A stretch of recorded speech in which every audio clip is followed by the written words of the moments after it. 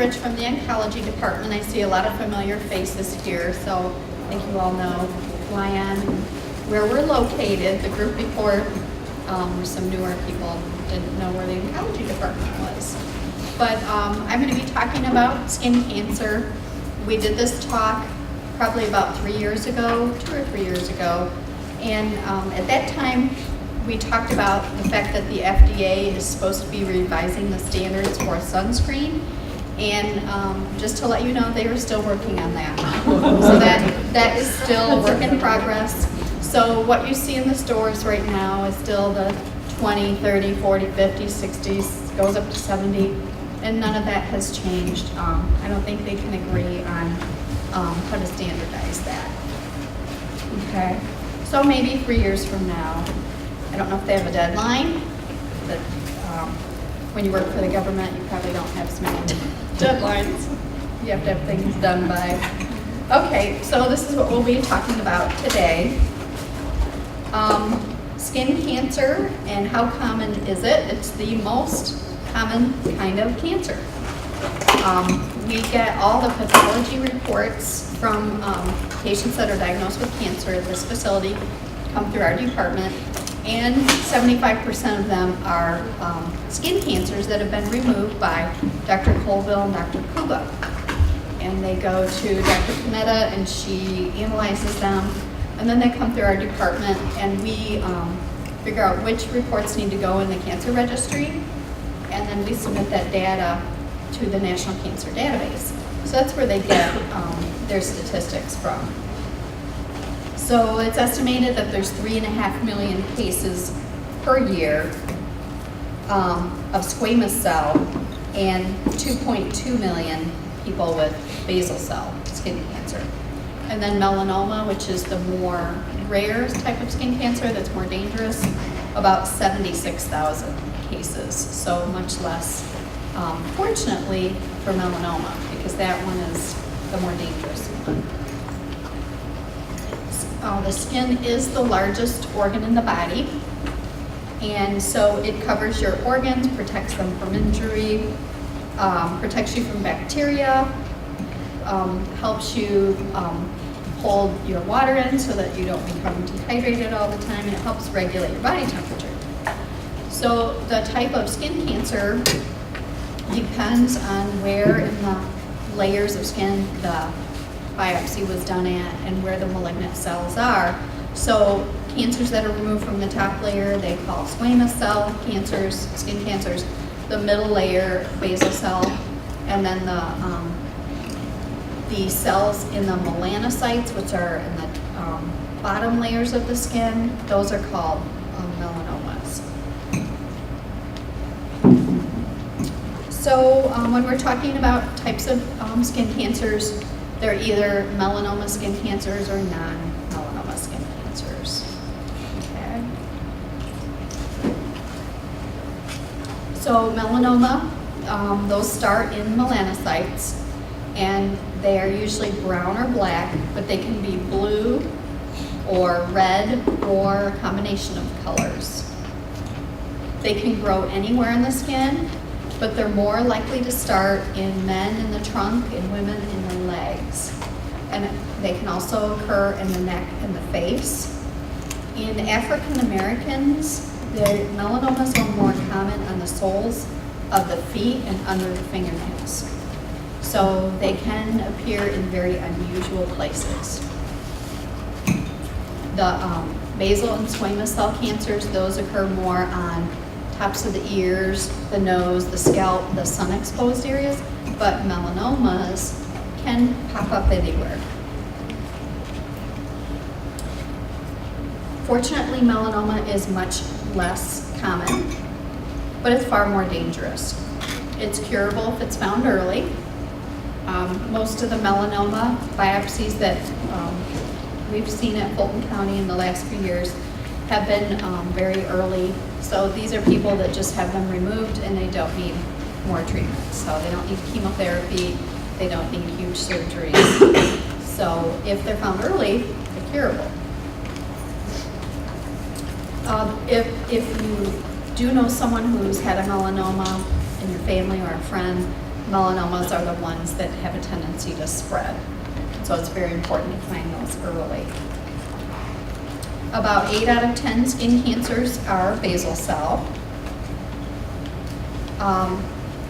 They're located in the basal cells in the top layers of the skin called the epidermis. And usually they're found in the head and on the neck.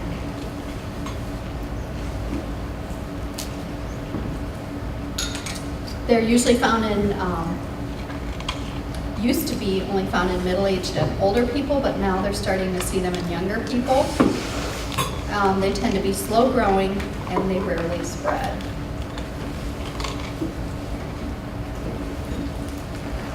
Basal cell skin cancers can grow deeper into the skin and other tissues.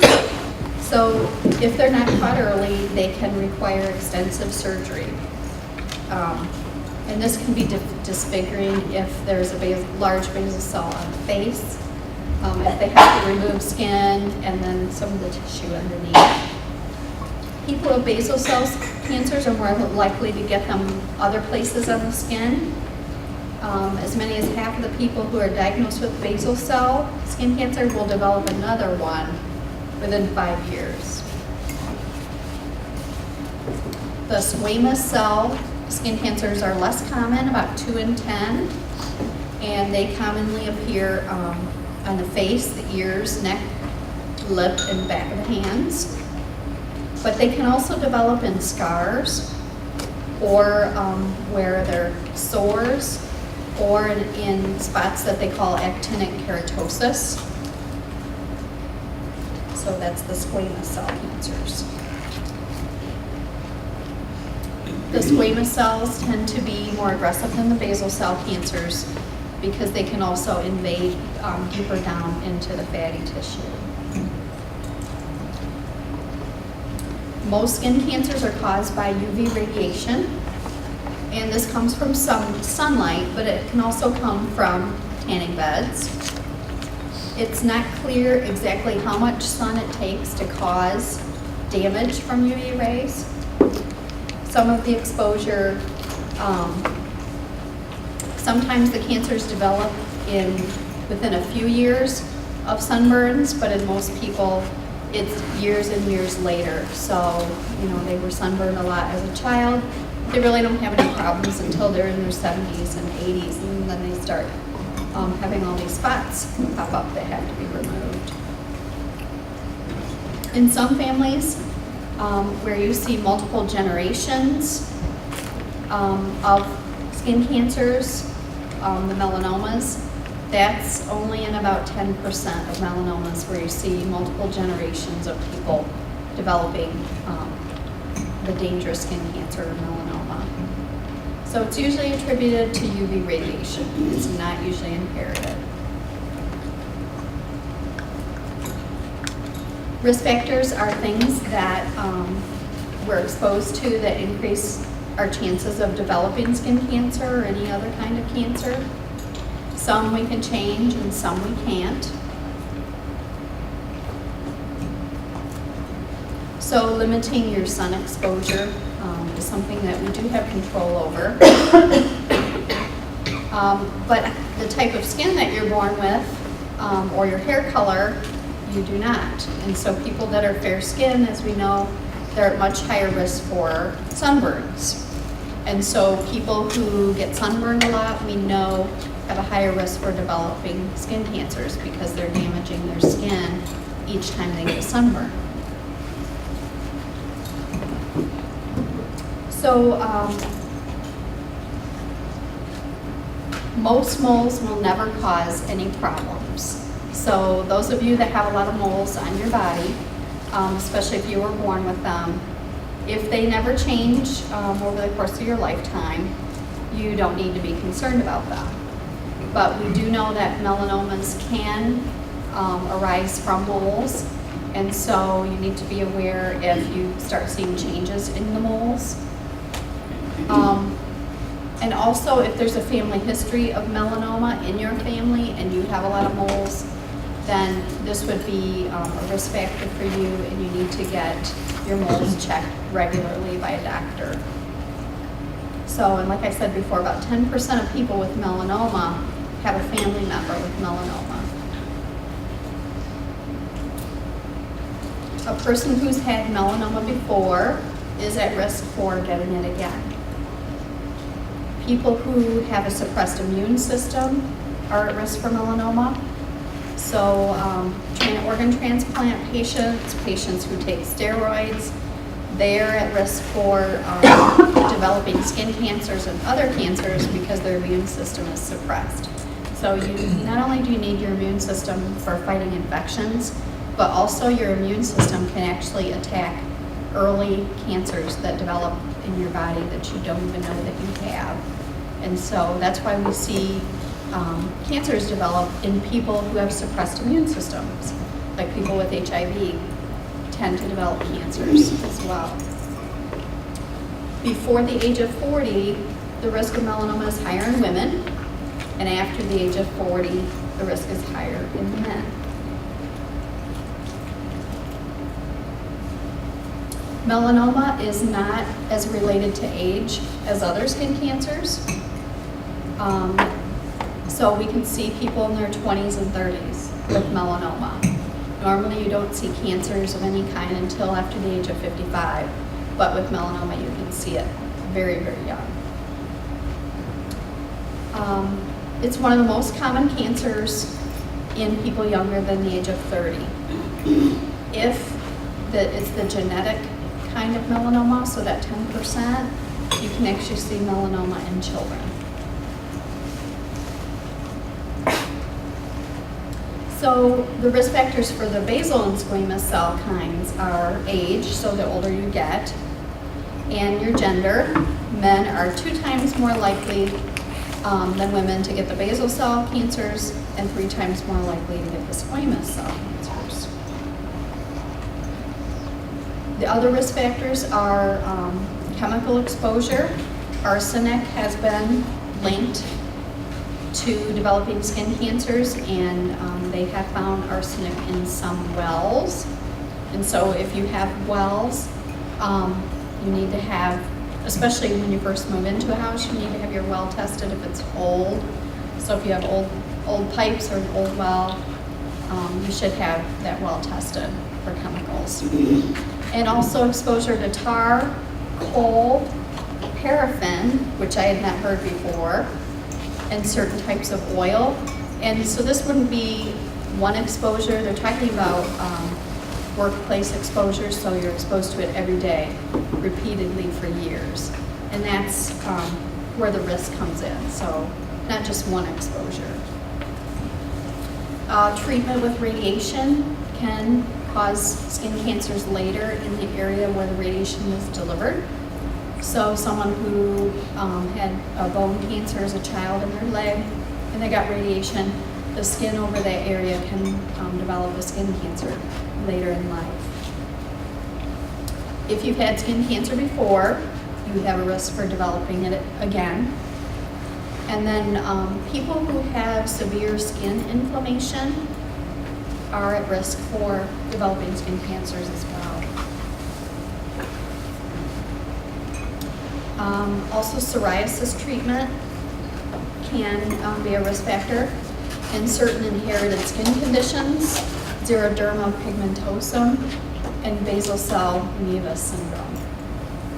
Smoking shows up on all the slides of all the presentations that we do, no matter what kind of cancer that we're talking about, because it causes genetic damage to your DNA, and that's been proven.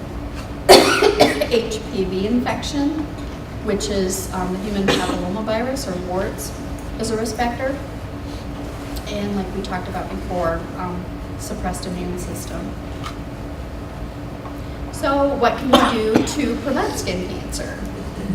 There's no 100% way to prevent it, but there's things that you can do to reduce your risk.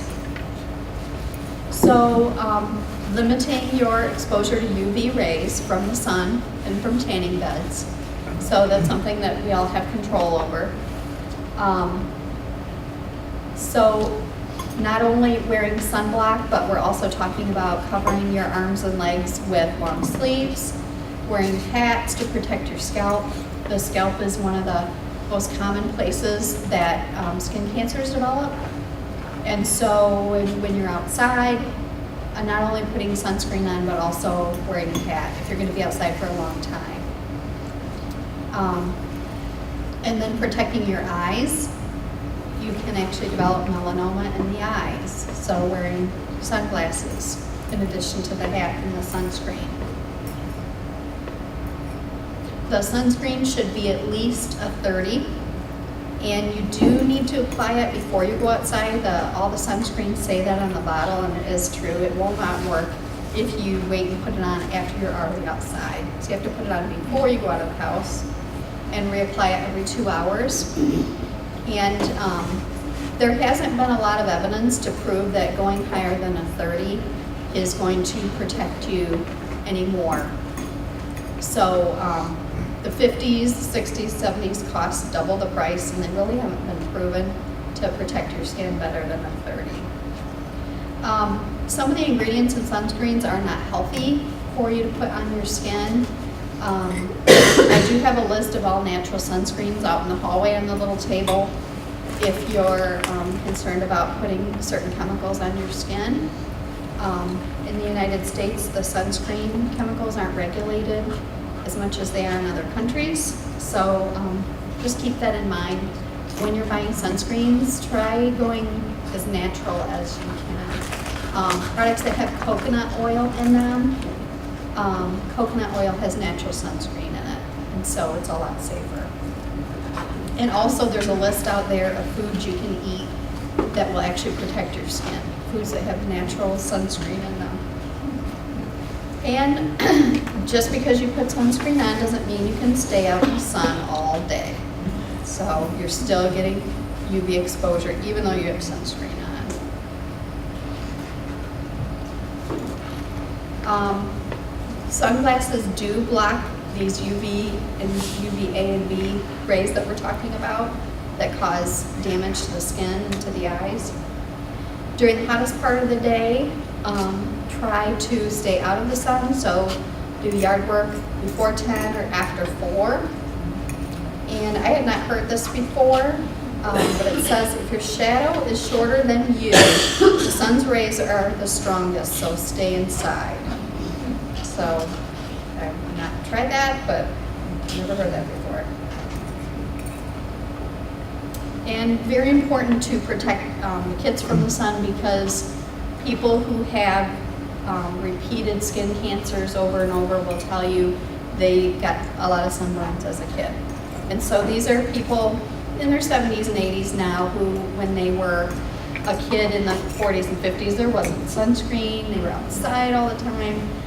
And so they were constantly exposed to the sun and no sunscreen. And so we know what that causes. You end up getting skin cancers later in life. So very important to protect kids and not let them get sunburn. It's hard to not let them play outside, so we're not discouraging that, but just keeping them covered up and making sure that they have sunscreen on. The spray sunscreens, they're not the best sunscreen out there, but they're the easiest to apply to little ones. And so if they won't sit still for the lotions and the sticks, the sprays are okay to use, but the lotions are actually better. As kids get older, it's very hard to prevent them from using tanning beds or wanting to be outside to tan all the time, but I wouldn't encourage it. They do get to a certain age where you really can't stop them from doing it, but I wouldn't encourage it at a young age. So, the whole toddlers and tiaras where they're spray tanning and tanning beds with little children, they're encouraging it. And so these kids are gonna grow up thinking this is a lifestyle and I have to be tan all the time. And who knows what kinds of problems they're gonna have later on. So if you do have any moles that change, so they get bigger, they change color, you can reduce your risk for skin cancers by having those removed. This doesn't mean you have to have every mole in your body removed. That's not safe, and that hasn't been proven to be helpful, but any moles that do change. A lot of people are talking about vitamin D these days, that, you know, especially in the Midwest, we're all deficient in vitamin D, so we need to be outside more to get our vitamin D. But actually the Cancer Society is recommending you get your vitamin D from your diet. So they're not, promoting being out in the sun more just to get vitamin D, because that increases the risk for skin cancer. So there's some examples of vitamin D in foods on this slide. So early detection. If you have an abnormal area in your skin, whether it's a mole or a sore, getting those checked routinely. If you don't have moles, you don't have to get skin checks every year. It's just people who have a lot of moles that do. So check your moles on a regular basis in a well-lit room. Also check your palms, the soles of your feet, your fingernails, and your scalp and your back. So you're probably going to need a family member to check any moles that you might have on your back. Be very mindful if you have sores on your scalp that don't go away. So they're either sore, itchy for several weeks or months. We would need to get that checked out, because the scalp is the most frequent area to burn and the most ignored area for skin cancers, because you can't see it. So be looking for new growths, moles that have gotten bigger, they're changing in shape or color, or sore that doesn't heal.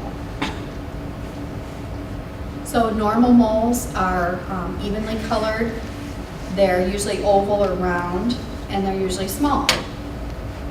Most moles you've had your whole life. So the concern would be a new mole that you didn't have when you were a kid. Most moles stay the same shape, size, and color for many years. And most moles are harmless. When you're looking at your moles, you want to keep the ABCD rule in mind. So asymmetry, the sides are not the same. Border irregularity, so the edges of the mole are not smooth, they're irregular. The color is not uniform, is a warning sign. So it's beige over here and it's black, and over here is a little bit of white. That's not normal, that needs to be looked at. And then diameter for D, and that would be anything that's bigger than 1/4 of an inch or the size of an eraser would be a concern. So the mole at the top, that's what most moles look like, and that wouldn't be a concern, especially if you've had it your whole life. The ones down at the bottom are more concerning. These are moles that have changed, so they've got a nasty color to them, they're getting bigger, they look irregular, and those would need to be looked at.